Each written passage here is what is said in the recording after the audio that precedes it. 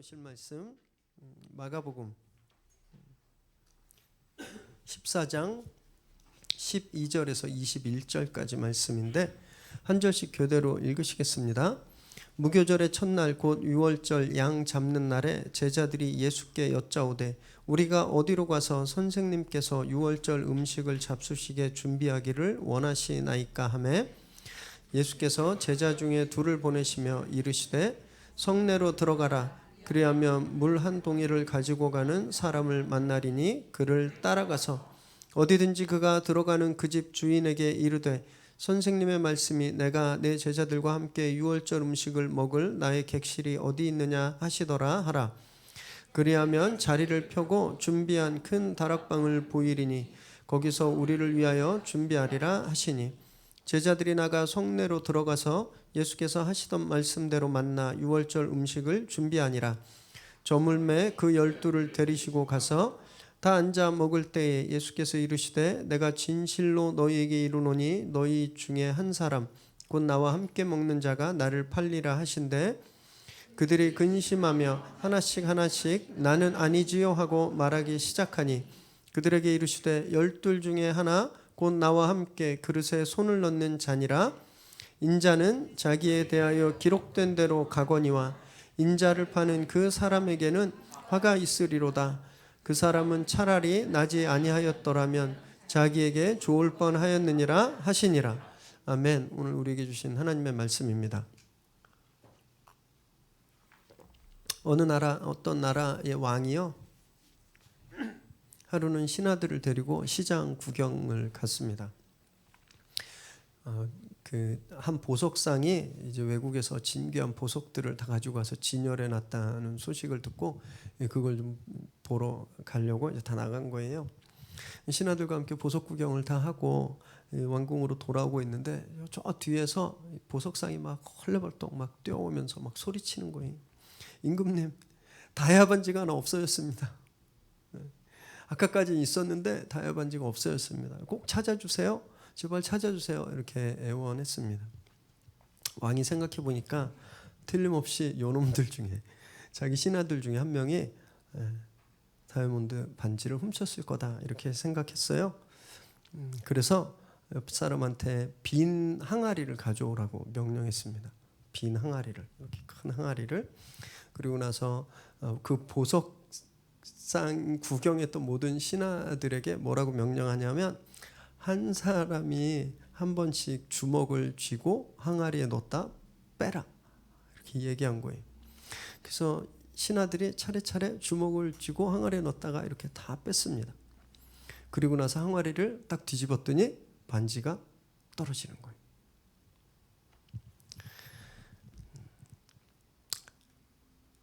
왕은요 누군지는 모르지만 반지를 훔쳐간 자기 신하에게 뉘우칠 기회를 준 겁니다. 그게 항아리예요. 항아리.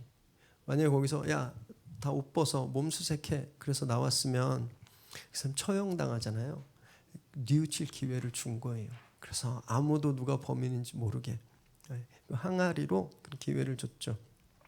근데 만약에 그 도둑질한 신하가 반지를 안 넣었다고 한번 생각해 보세요. 왕이 항아리를 딱 뒤집었는데 아무것도 안 나와요. 그러면 그 다음 뭐죠? 수색이죠. 군사들한테 시켜서 다 수색하고 그래서 반지가 나왔다면 그 범인은 틀림없이 처벌을 당하게 되었을 거예요. 이 이야기에서 보면 이 용서의 기회를 준 왕도 굉장히 지혜롭습니다. 그리고 또 그 기회를 알아듣고 반지를 그 안에 넣은 범인도 참 지혜로웠던 것 같아요. 만약에 우리가 이 반지를 훔쳤던 범인이라면 그래서 왕이 베푼 그 기회로 참 큰 위기를 넘겼다면 그 다음부터는 어떻게 했을까요? 계속 반지 훔쳤을까요? 그러지 않았을 겁니다. 누구보다도 성실하고 정직하게 왕을 섬겼을 거예요. 그래서 죄를 짓지 않는 것 되게 중요합니다. 우린 죄를 지으면 안 돼요. 죄를 짓지 않는 것도 되게 중요한데 그거보다 더 중요한 게 있어요. 죄를 졌을 땐 용서받을 수 있을 때 그런 기회가 왔을 때 그 기회를 놓치지 말아야 된다는 겁니다.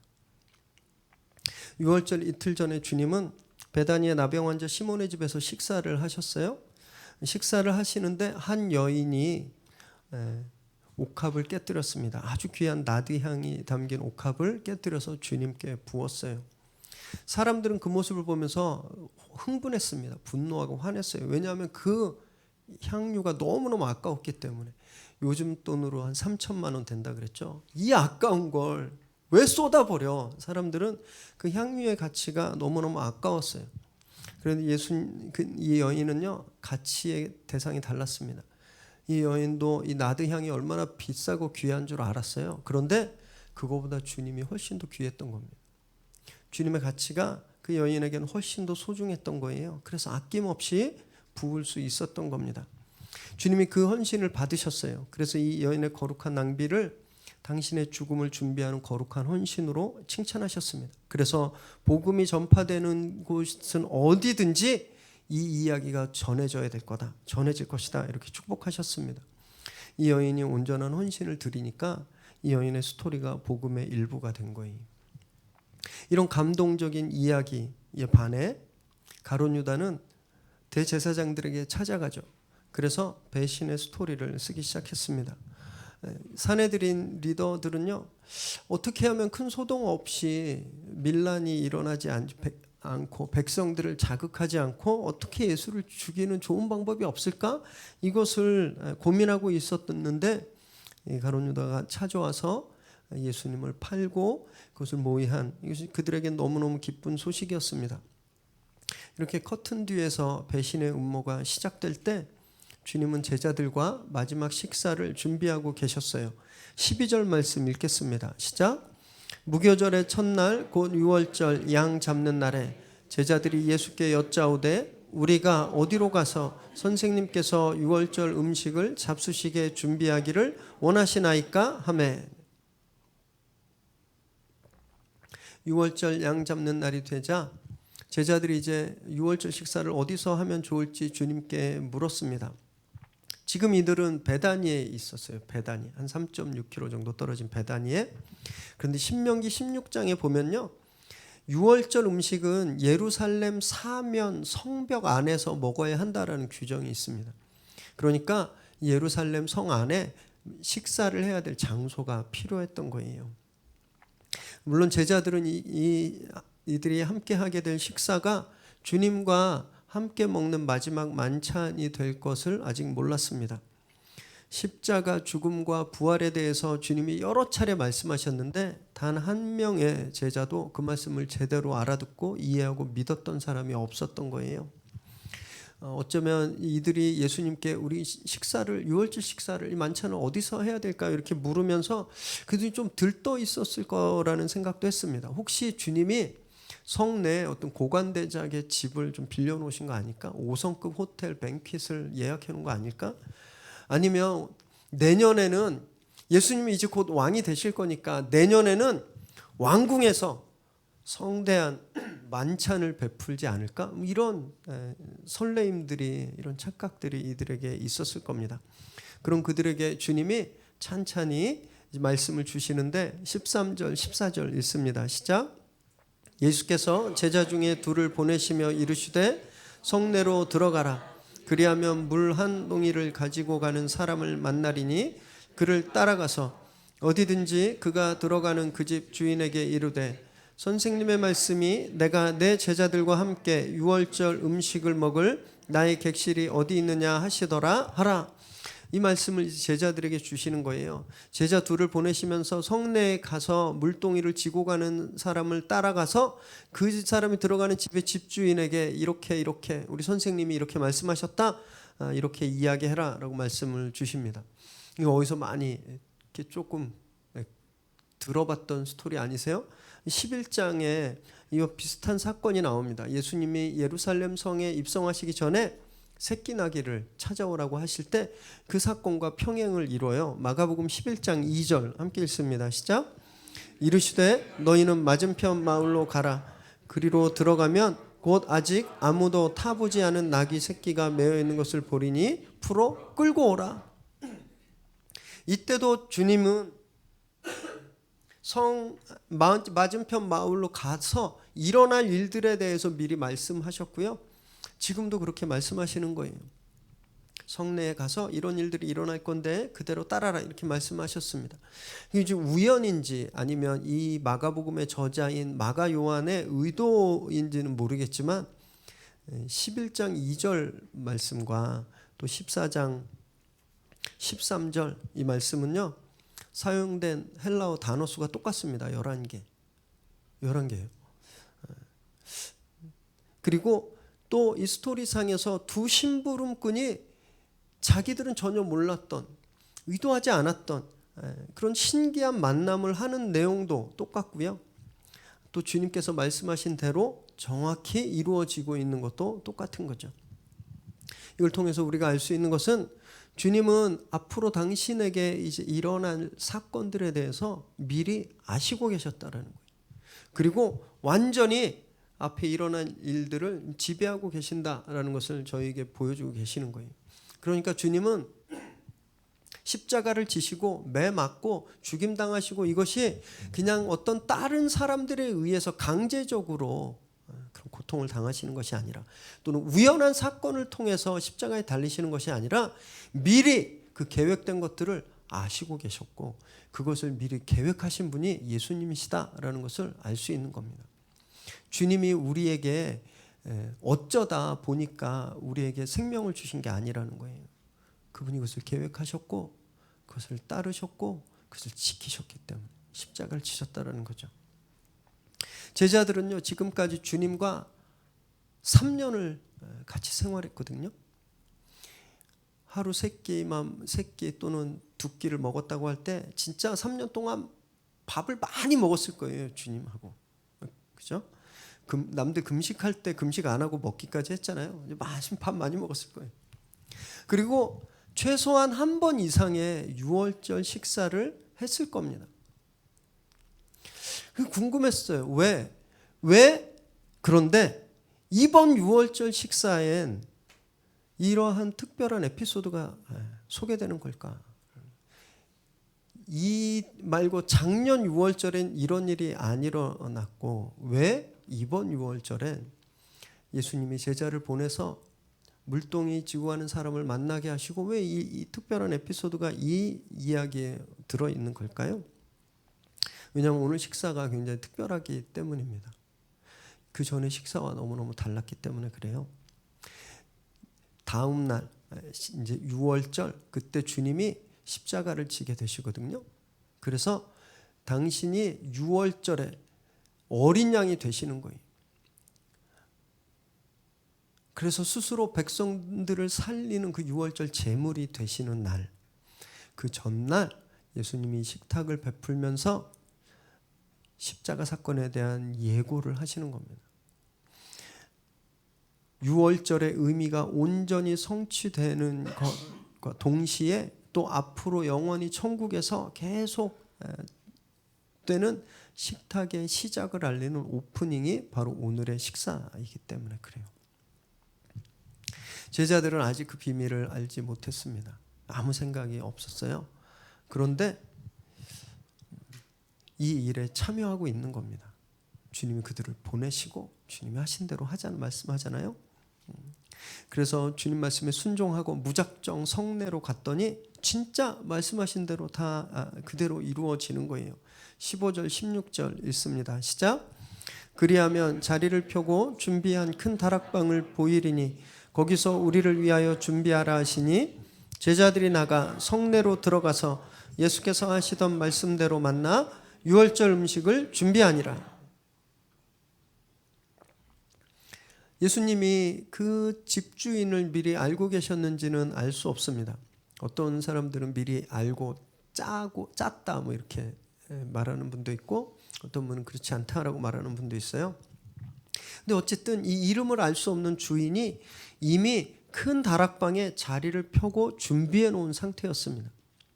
제자들이 갔을 때 손님 받고 그때부터 그 뱅퀴트를 준비한 것이 아니라 14절에 보니까 나의 객실이라고 주님 말씀하셨거든요. 이미 미리 그 유월절 테이블이 준비되어 있었던 거예요. 학자들은 이 다락방을 사도행전 2장에 이제 오순절에 성령이 임할 때 그 다락방과 같은 다락방이다 이렇게 말하는 분도 있습니다. 그래서 여기 물동이를 지고 가는 사람이 마가였을 것이다 생각해요. 지금 이 마가복음을 쓰고 있는 이 마가 요한이었을 것이다 이렇게 생각하기도 합니다. 좀 어떻게 보면 타당하고 이해가 되는 추측이기도 하지만 성경은 이것에 대해서 아무 말씀하지 않으세요. 성경은요, 이 스토리에서 이 장소가 그 장소인지 이게 중요하지 않은 거예요. 이 사람이 마가인지 아닌지 그게 중요하지 않습니다. 성경이, 오늘 본문이 가장 중요하게 비추고 있는 것은 하나님께서 미리 준비해 놓으셨다라는 거예요. 하나님 미리 그 장소를 준비해 놓으셨다라는 거예요. 이게 핵심이에요. 새끼 나귀를 가지러 갈 때도 그랬지만 지금도요, 제자들은 아무것도 모른 채 출발했습니다. 아무것도 몰랐어요. 제자들이 지금까지 우리가 살펴본 제자들은 훌륭하진 않거든요. 흠이 많고 자기 욕심에 사로잡혀 있는 아직 그런 사람들이었어요. 생각해 봤어요. 아니, 이렇게 의심도 많고 자기 욕심에 따라 사는 사람들이 예수님이 가라 그럴 때 가면서 무슨 생각하면서 갔을까? 100% 확신하면서 갔을까요? 전 그러지 않았을 거라고 생각해요. 반신반의하면서 지난번에도 그러더니 이번에 또 그러시네. 지난번에 나귀 찾는데 힘들었는데, 그리고 6월절 음식은 성 안에서만 먹어야 된다 그랬죠. 수십만의 사람들이 거기 있었을 때였어요. 거기서 물동이 든 사람이 한둘이 아닐 텐데 어떻게 찾지? 종로 가서 김서방 찾고 카페 가서 목사님 찾는 것처럼 평일날 목사님들이 신방 카페로 많이 가시잖아요. 그래서 이렇게 많은 사람들 중에서 내가 어떻게 찾아? 반신반의하면서, 또는 불평할 수도 있을 거예요. 아니, 쟤네들은 저기 편하게 있고 왜 나만 여기 가야 돼? 못 찾으면 어떡하지? 불평과 불만이 그들 마음속에 있었을 수도 있었겠다 생각합니다. 그런데 중요한 건요, 그들이 그럼에도 불구하고 가라는 말씀에 순종했다는 거예요. 가라 그래서 갔어요. 그랬더니 진짜 준비해 놓은 사람과 준비된 장소와 그 일들을 만나게 됐다는 거예요. 여러분, 이것이 굉장히 중요해요. 기쁜 마음으로 100% 순도 100%의 믿음으로 순종하면 얼마나 좋겠습니까? 우리가 그렇게 신앙생활하면 얼마나 행복하겠어요? 사업이 망해도 하나도 안 아파요. 믿음이 있으니까. 네. 큰 병에 딱 와도 하나도 안 슬퍼요. 왜? 믿음이 있으니까. 100% 믿음이 있으니까. 애들이 속썩여도 하나도 감정이 힘든 게 없어요. 내 100% 믿음이 있으니까. 그렇게 살면 얼마나 좋겠습니까? 그렇게 사는 사람이 없는 거예요. 그렇게 살 수 있는 사람이 없습니다. 우리는요, 이해가 안 되잖아요. 왜 말씀이 나에게 이런 말씀을 하는지, 내 상황이 지금 죽을 것 같고 너무너무 힘든데 왜 성경이 이런 말씀을 하는지 이해가 안 되실 때가 많죠.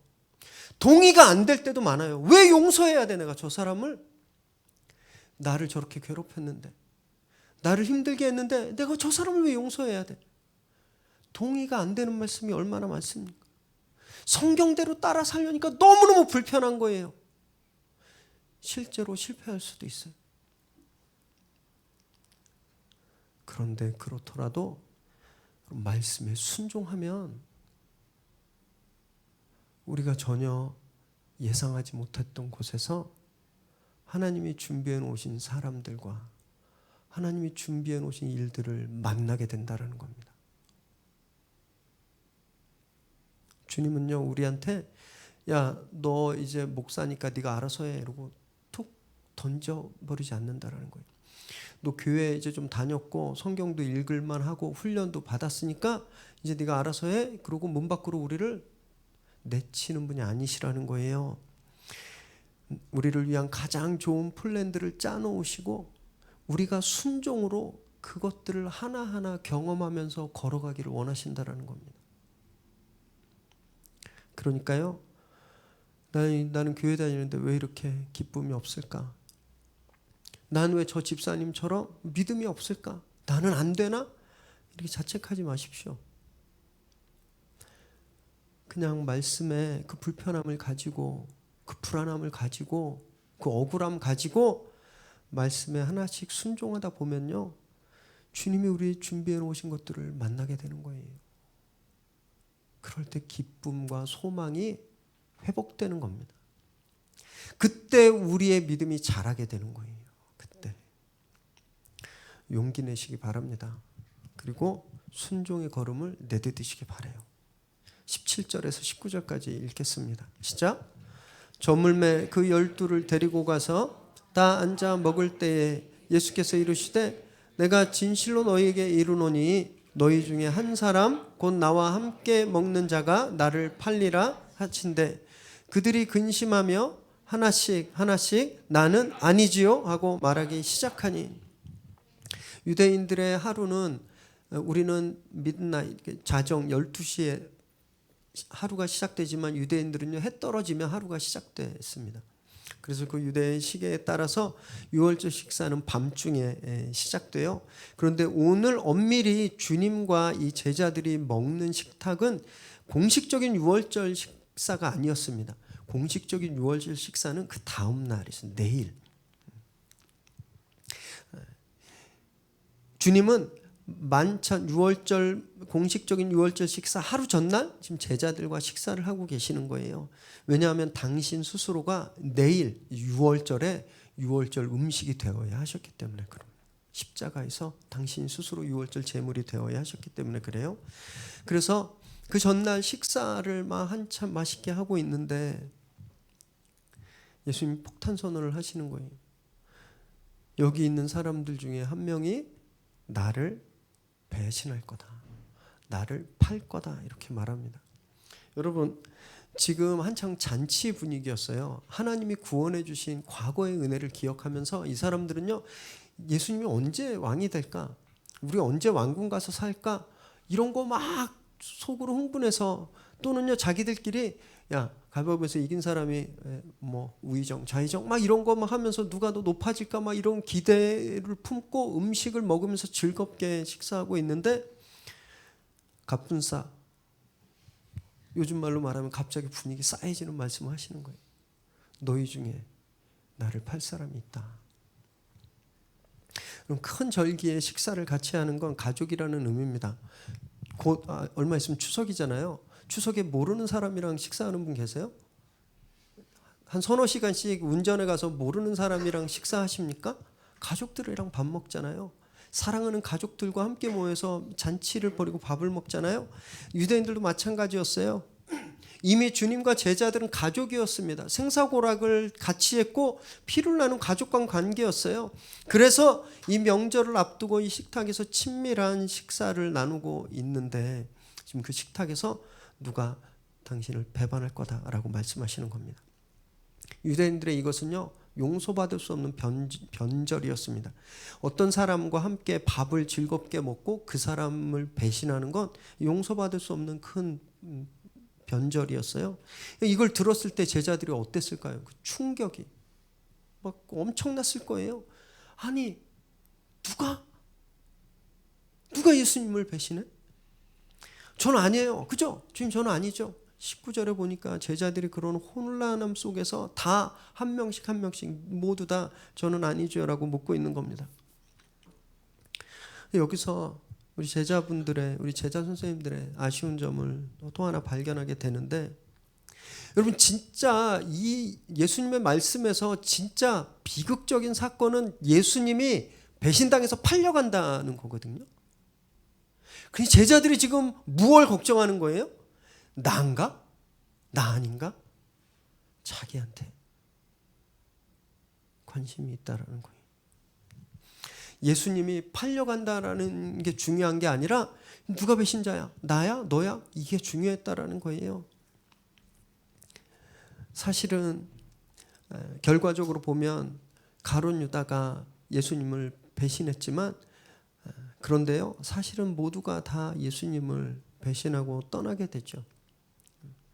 아마 그 찔림을 미리 가지고 있었던 것 같아요.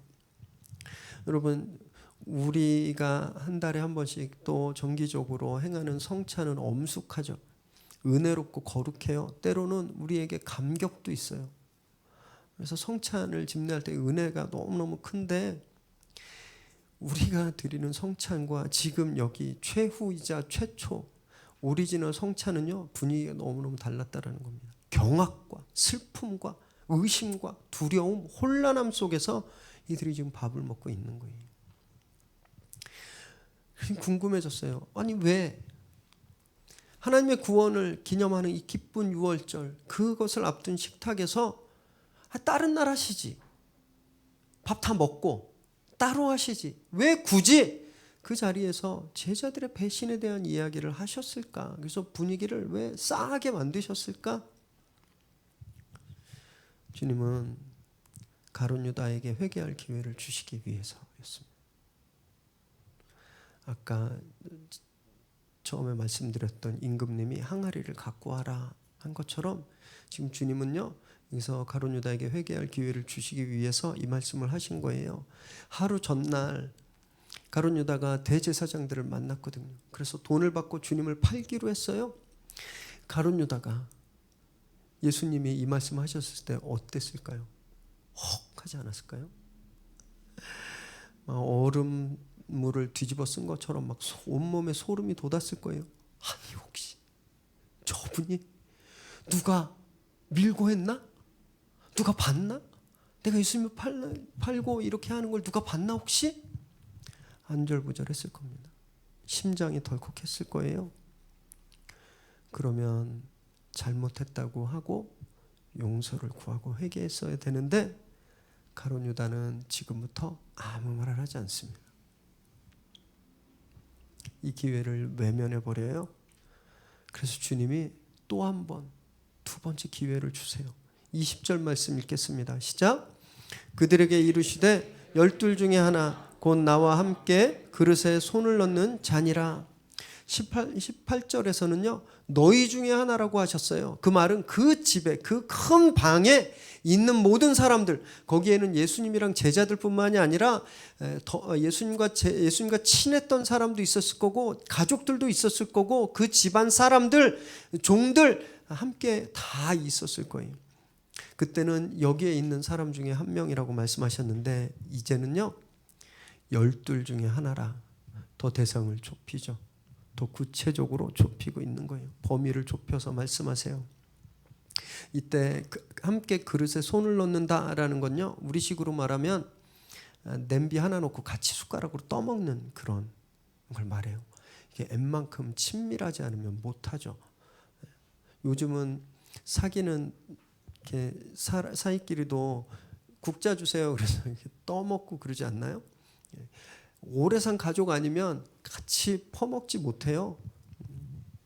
엄청 친밀한 관계를 말하는데 그 운명 공동체인데 그 운명 공동체였던 가장 믿고 신뢰하고 또 친밀했던 12제자 중에 한 명이다 라고 말씀하신 거예요.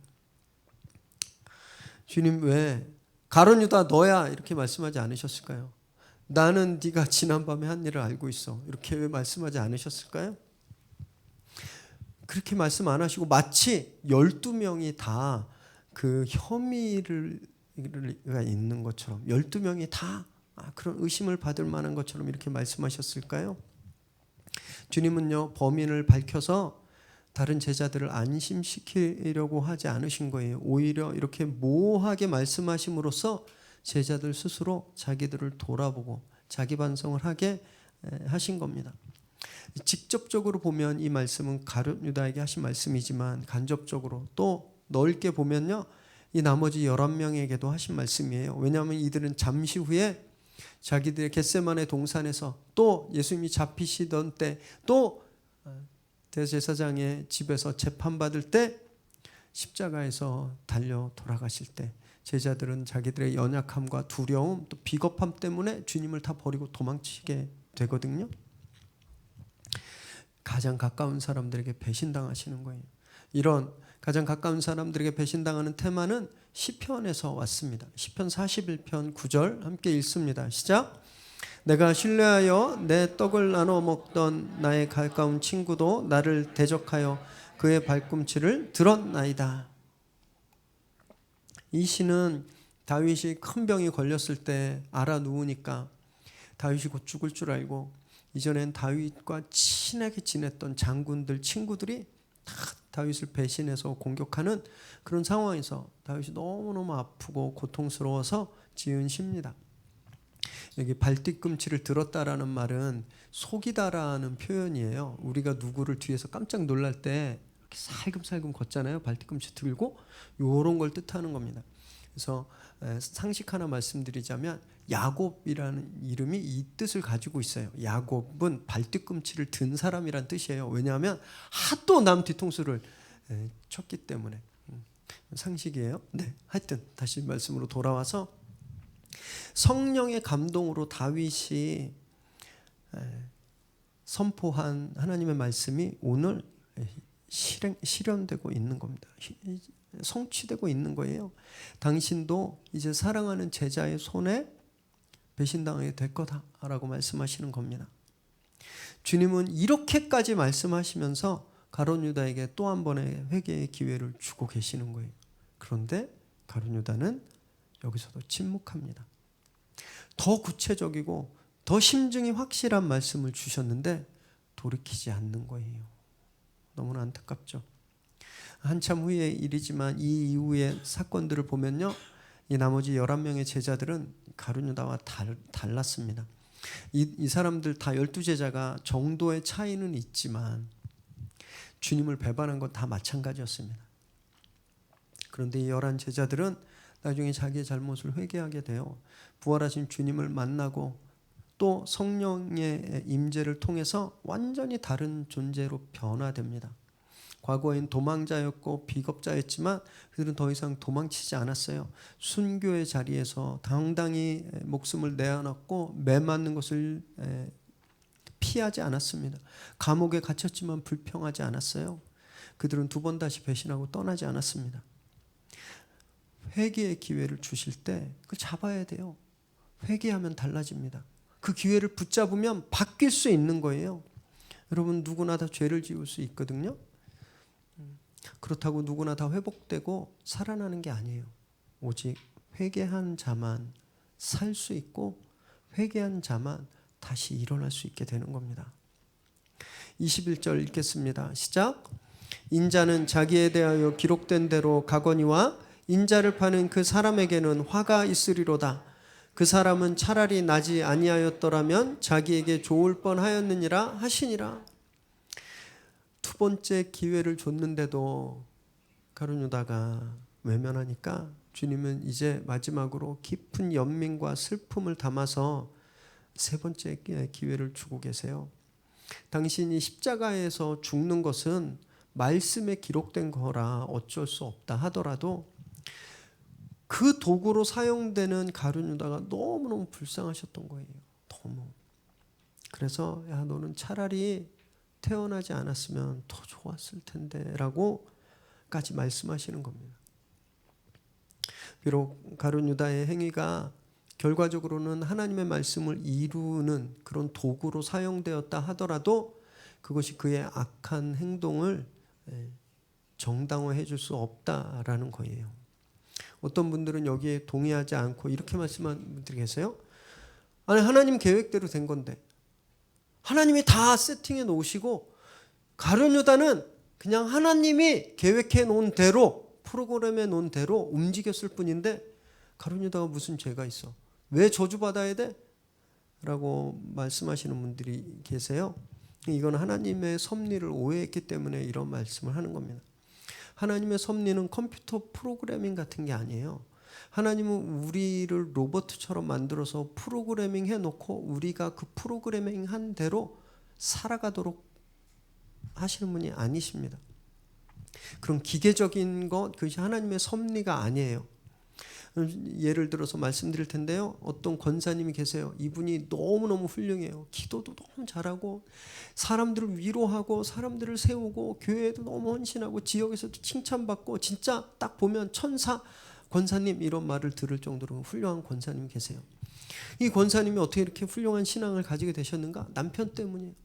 남편이 평생을 술 먹고 가정폭력하고 말썽 부리고 노름하고 막 그래서 이 권사님이 그걸 기도와 말씀으로 이겨내다 보니까 훌륭한 신앙을 가지게 된 건데, 이런 훌륭한 신앙을 가진 권사님은 칭찬받을 만하지만 그렇다고 남편을 칭찬할 수는 없잖아요. 평생 그렇게 못된 짓 해가지고 이렇게 훌륭한 분 만들어냈으니까 당신도 참 훌륭합니다, 이렇게 이야기할 수는 없는 거거든요. 여러분, 하나님의 섭리는요, 우리 인간의 자유를 무력화시키지 않습니다. 또 인간의 도덕적인 선택에 대한 책임을 감해해 주지도 않아요. 18절과 21절에 팔다라는 단어가 나오잖아요. 이 단어가 파라디돔이라는 말입니다. 파라디돔이라는 동사인데 이게 어떤 뜻을 갖고 있냐면 자기 의지를 가지고 자기가 선택해서 넘겨주다라는 뜻을 가지고 있는 거예요. 가룟 유다가 자기의 의지로 예수님을 팔았다라는 겁니다. 자기 의지가 없이 프로그래밍한 대로 그대로 조정됐다는 게 아니에요. 그의 악한 의지가, 그의 악한 선택이 결과적으로는 하나님의 선한 계획을 이루게 하는 도구로 사용되어진 걸 우리에게 보여주는 겁니다. 보여주는 것.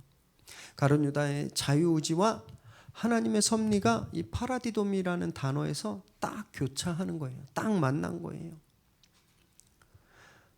그래서 하나님의 섭리와 인간의 자유의지는 각각의 의도와 책임이 있지만 이 둘은 만나지 않는 평행선도 아니고요, 어느 것 하나가 어느 것을 조절하는 이런 종속적인 관계도 아니에요. 이 두 선은요, 만나는 접점이 있는 선이라는 겁니다. 악한 도구로 사용된 거예요, 가룟 유다가. 그래서 그가 저주를 받게 됩니다. 존재를 부정당하게 되죠. 너는 차라리 존재하지 않는 것이 더 낫을 거다라는 존재를 부정당하는 저주를 받게 되는데, 지난주 본문에서 본 마리아, 그 여인, 향유옥합을 바친 마리아에게 내려진 축복과 너무너무 정반대죠. 마리아는 가룟 유다는 존재를 부정당했지만 마리아는 복음의 일부가 되었어요. 생각해 보세요. 이 둘 다 똑같이 예수님의 죽음을 준비하는 도구였잖아요. 그렇죠? 마리아도 가룟 유다도 예수님의 십자가 죽음을 예비하고 이루어 나가는 도구로 사용되었습니다. 그런데 한 사람은 축복의 아이콘으로, 다른 한 사람은 저주의 아이콘으로 되는 거예요.